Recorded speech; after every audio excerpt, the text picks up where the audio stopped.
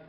En esta ocasión nos encontramos aquí reunidos el equipo número 2, integrado por el maestro Miguel Ángel Jaime Parra, Alberto Pérez Parra y su servidor Efraín. Nosotros les vamos a hablar sobre el tema de la neurociencia y la educación. Le cedo la palabra a mi compañero Alberto Pérez Parra. Hola, buen día. Bueno, empezamos primero enunciando el campo de estudio de la neurociencia.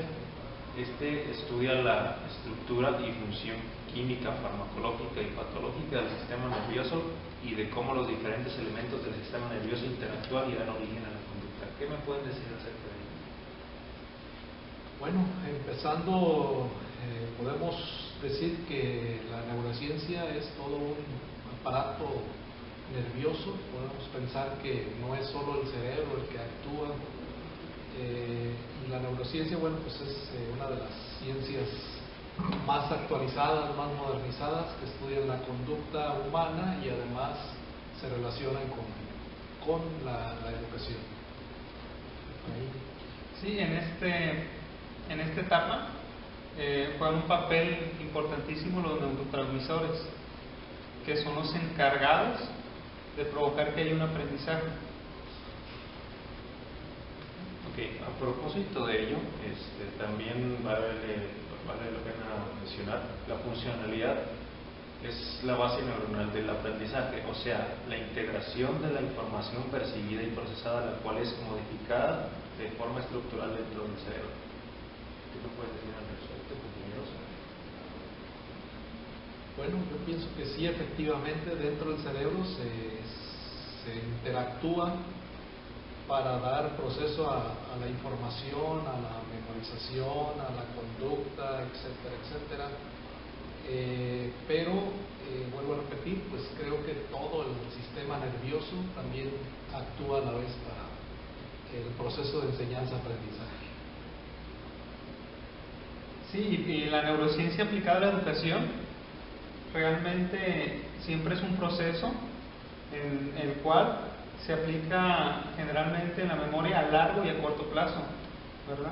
Generalmente en la memoria a corto plazo nosotros podemos guardar la información, como por ejemplo lo son cuando vamos al súper, una lista que vamos a hacer, las tareas de un día para otro, ¿verdad? Y en la memoria a largo plazo se guarda información, como por ejemplo desde niños cuando aprendemos las tablas, el aprender a caminar, a correr, a trotar, ¿verdad? El aprender a hablar, a leer. Esas son las principales armas que utiliza la memoria a largo plazo. Mi manera de comentario es el decir, por ejemplo, que nacen neuronas y se forman nuevas conexiones a lo largo de la vida, y mientras el cerebro procesa la información del ambiente, las conexiones más activas se refuerzan y las menos se debilitan. Esto va contra la creencia popular de que las neuronas no se regeneran. Hay un cierto tiempo donde el cerebro, de acuerdo a la información manejada, puede generar ciertas conexiones bajo estos comportamientos percibidos y procesados, que evidentemente viene de los enlaces de los neurotransmisores. Pues sí, efectivamente está comprobado de que las neuronas que hacen trabajar al cerebro por base de corrientes eléctricas, pues está comprobado, como vuelvo a repetir, de que realmente no se mueren y se van acabando con la edad, como era la creencia anterior, sino que las neuronas se van regenerando. Pero hay un dato curioso: a edades tempranas sí hay un aumento en la reproducción de estas células, ¿verdad? Estamos hablando desde que nacen hasta los 10 años. Es la etapa en la cual se presenta un mayor avance en el aprendizaje. Es por eso que muchos maestros tratan de enseñar a sus alumnos a edades tempranas. Por ejemplo, lo que es un idioma diferente. Un niño siempre va a tener la capacidad de aprender mucho más rápido que una persona adulta. Pero esto no quiere decir que la persona adulta esté limitada a aprender el otro idioma. Simplemente va a costarle un poco de más trabajo, por lo mismo que ya habíamos tocado en el tema anterior, lo que son los neurotransmisores y la función que desempeña, que es muy importante.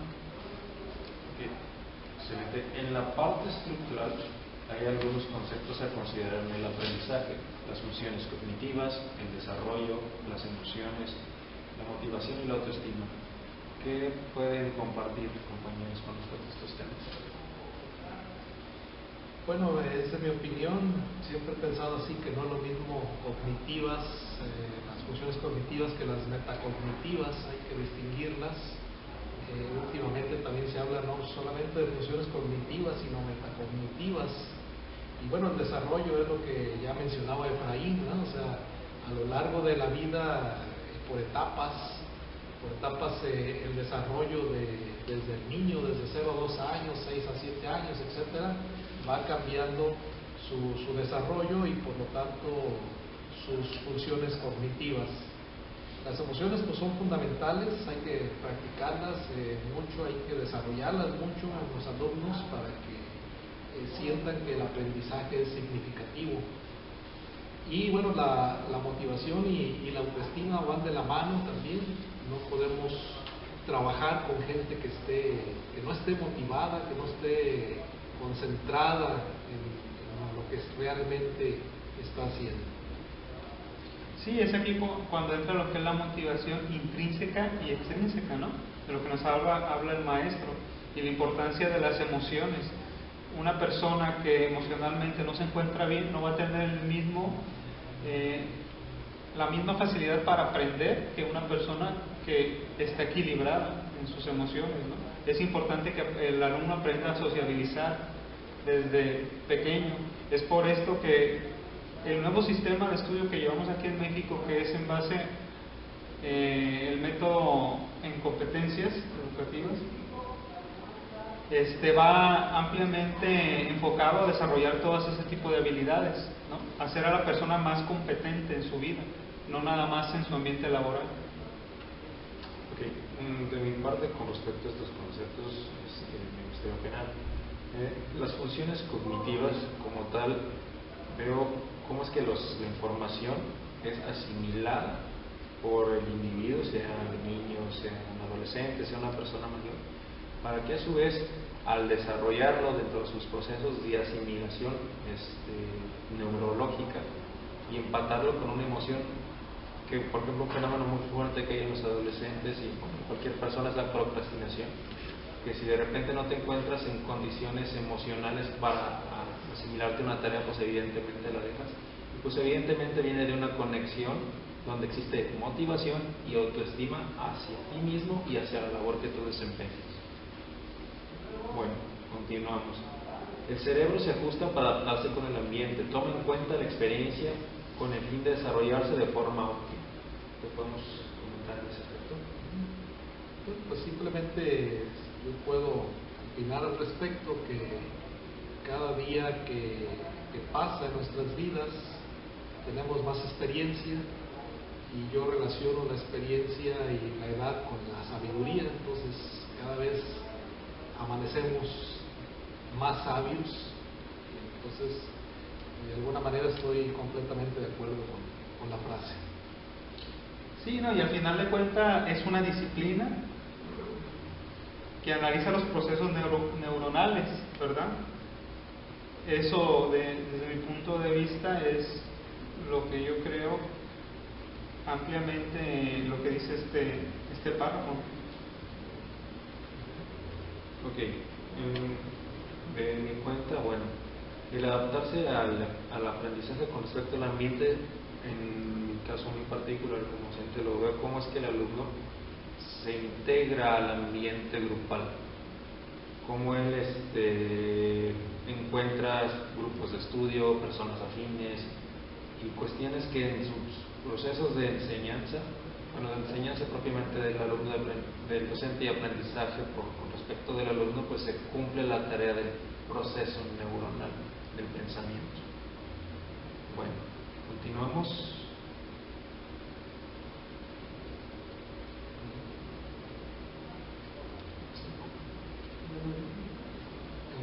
Sí, bueno, compañero Efraín va a continuar con el tema de neurociencia aplicada a la educación. Bueno, la neurociencia aplicada a la educación nos dice y nos habla que hay dos tipos de aprendizaje, ¿no?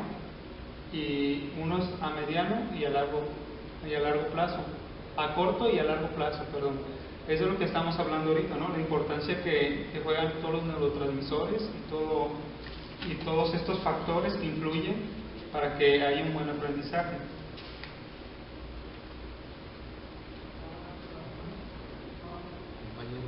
¿Tienes alguna opinión al respecto?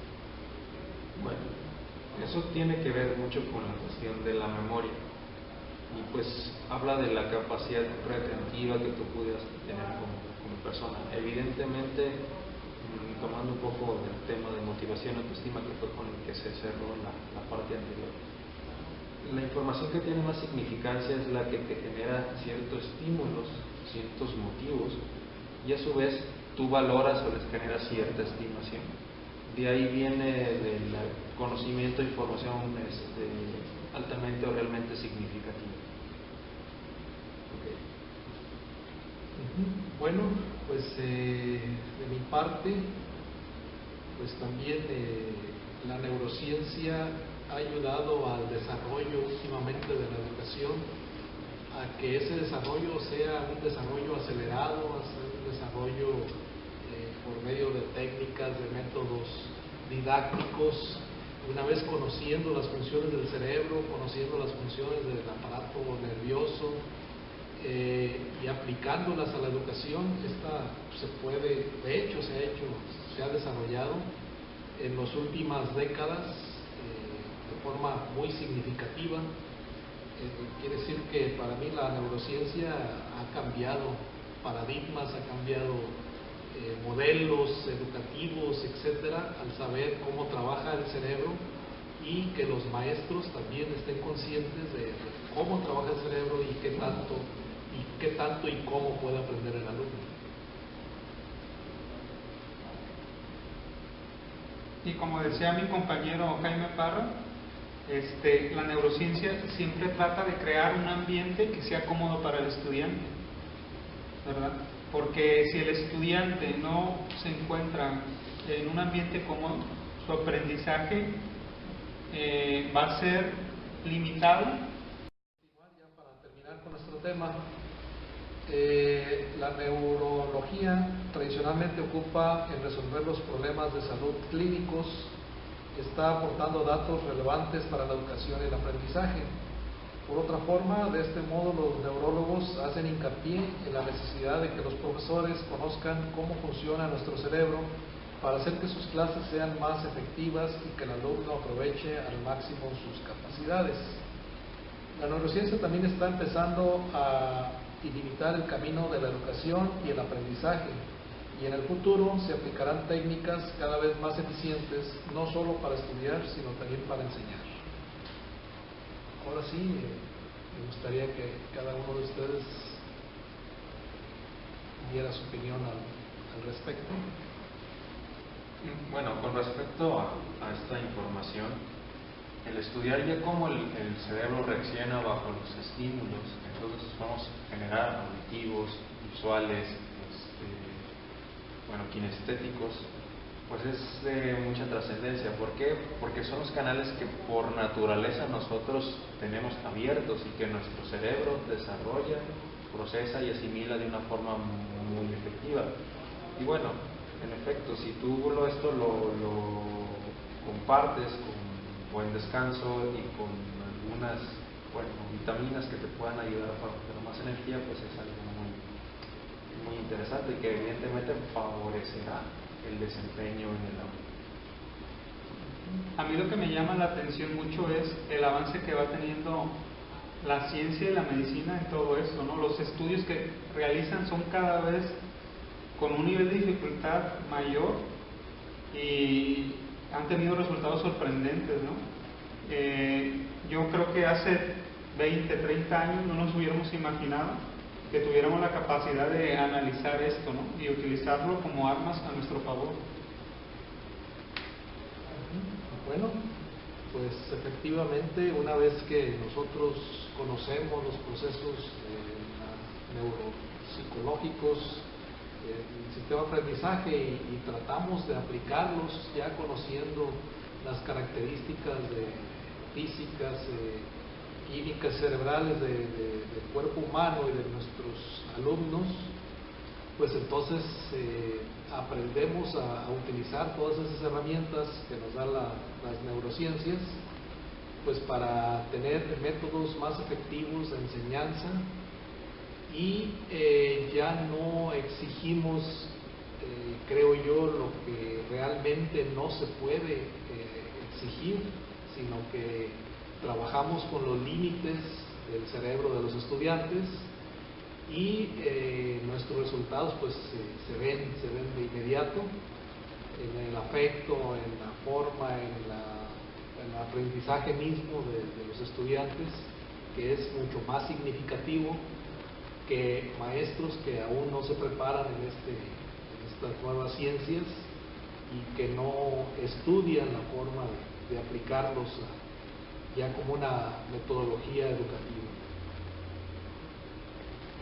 Bien, pues ya para terminar, podemos también mencionar que la neurociencia y los principios básicos para aumentar el aprendizaje, la creación de un clima emocional óptimo para el aprendizaje, la presentación gráfica del contenido de las materias, exigir plena atención al explicar, uso de los hemisferios cerebrales, aprender descubriendo y creando, son palabras para todos los maestros nuevas que experimentar, que aplicar, que inducir al alumno para que su aprendizaje sea mejor. Así es. Yo también por último me gustaría mencionar con respecto a este último punto un término ahorita muy usado, que es la dinámica grupal.